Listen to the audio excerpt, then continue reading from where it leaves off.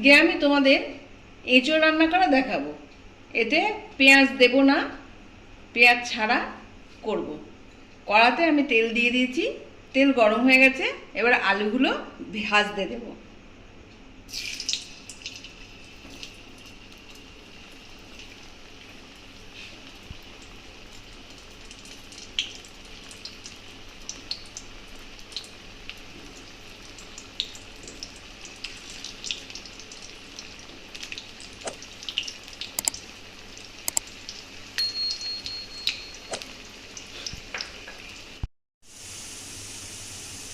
আলুগুলো আমার ভাজা হয়ে গেছে। আমি একটু এর মধ্যেই জিরে ফোড়ন দিলাম, 1 চামচ জিরে দিলাম।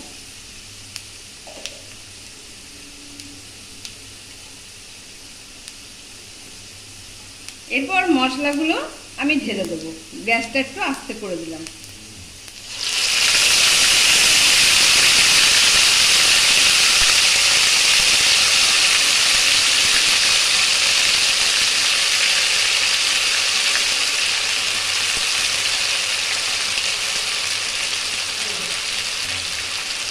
এই মশলার মধ্যে আমার আদা, রসুন, ছোটো এলাচ আর একটা দারচিনি একসাথে বেটে নিয়েছি।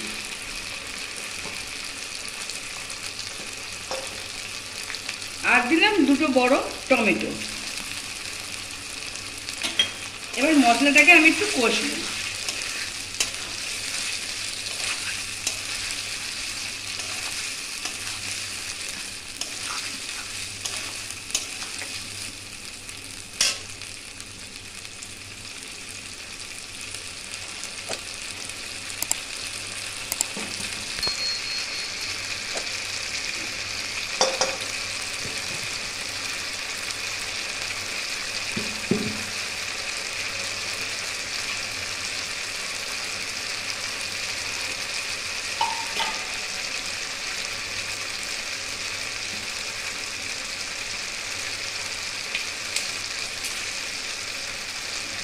দুটো তেজপাতা ছিঁড়ে আমি ফোড়ন দিলাম।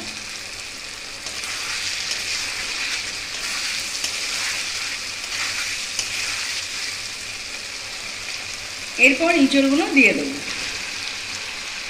ইঁচড়গুলো আমি একটা সিটি দিয়ে সেদ্ধ করে রেখেছিলাম।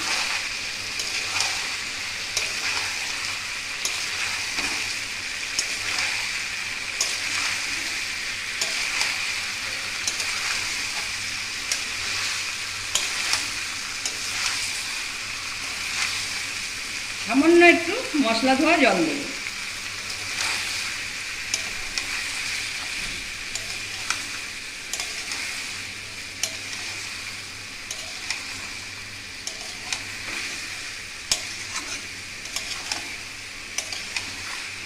এই মশলার মধ্যেই আমি ঝাল লঙ্কার গুঁড়ো, কাশ্মীরি লঙ্কার গুঁড়ো দিয়েছি, দিয়ে বেটেছি।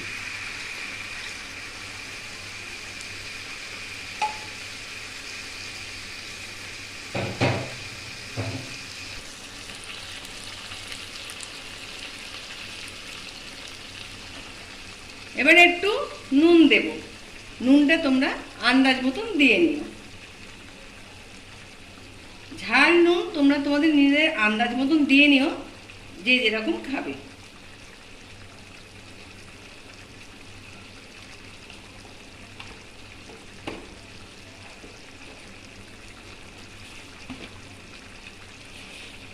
আর একটু চিনি দিলাম।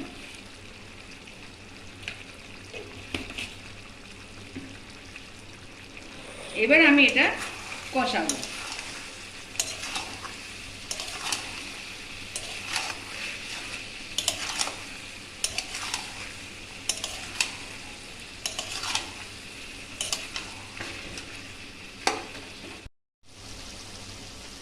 আমি কিছুটা কষিয়ে নিয়ে আবার আমি কাশ্মীরি লঙ্কার গুঁড়ো দিলাম রং হওয়ার জন্য।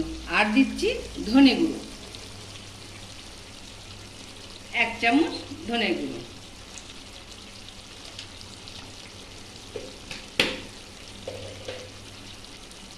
এবার আবার কষিয়ে নেব।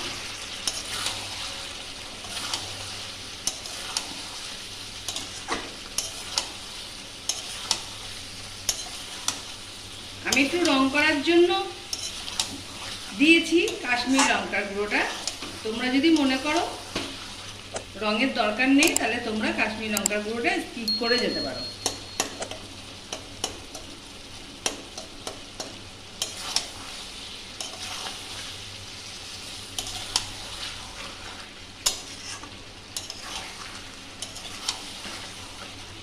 দেখো আমার কষানোটা হয়ে এসছে প্রায়। এবার আমি হলুদ দেবো।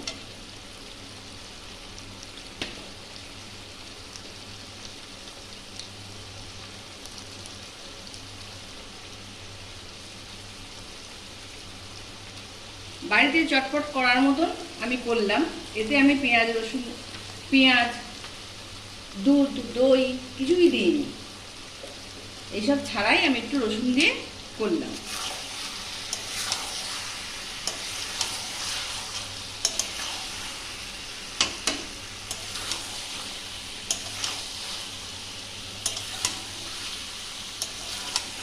আমি যেরকম করে করলাম তোমরা এরকম করে দেখো। মাংস সরিয়ে রেখে এটাই খাবে।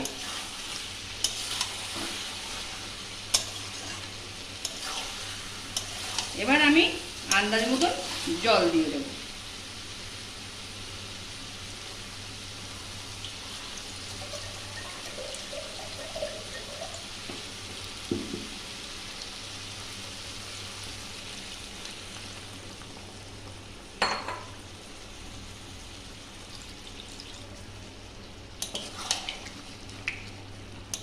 এঁচোড়টা আমার সেদ্ধ করা আছে, একটু আলুটা সেদ্ধ হওয়ার মতো জলটা আমি দিলাম। বেশি জল দিলে আবার এঁচোড়টা গলে যাবে বেশি।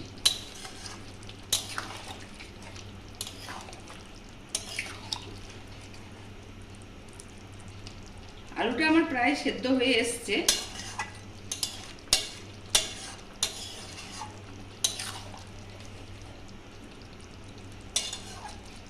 এবার তোমাদের এঁচোড়টা হয়ে গেলে সার্ভ করে দেখাবো। দেখো আমার এঁচোড়টা হয়ে গেছে। এবার একটুখানি ঘি দেব। যেহেতু আমি পেঁয়াজ দেইনি সেই জন্যে আমি ছোটো চামচের 2 চামচ ঘি দিলাম। চামচটা খুব ছোট তো আমার।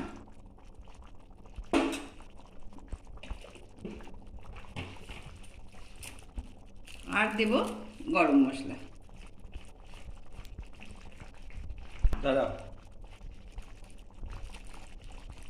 হয়ে গেল আমার এঁচোড় রান্না। গ্যাসটা আমি বন্ধ করে দিলাম।